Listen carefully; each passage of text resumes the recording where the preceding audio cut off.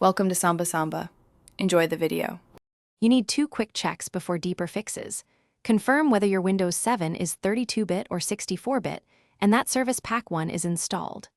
Once done, install or repair the Microsoft Visual C++ redistributables commonly required by modern apps, because missing runtime libraries often cause DLL errors.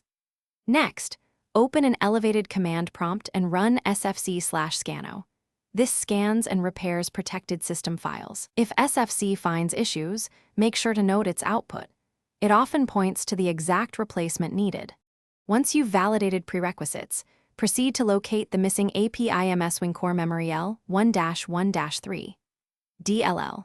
First, review Event Viewer application logs to confirm which executable requests the DLL. That determines bitness and folder.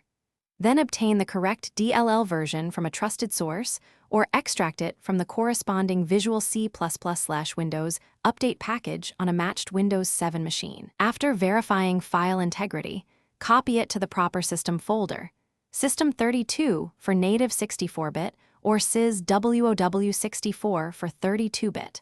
Then register if needed using regsfor32 or restart the app to test.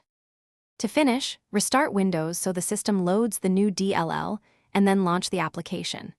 If the error persists, run the application's installer and choose Repair or perform a clean reinstall. Installers often add missing runtimes automatically, which fixes dependency chains.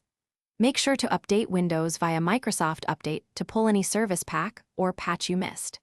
If none of this works, use System Restore to revert to a known good point. That undoes recent changes without manual file juggling and often resolves DLL conflicts. Thanks for watching. Consider subscribing if we helped you.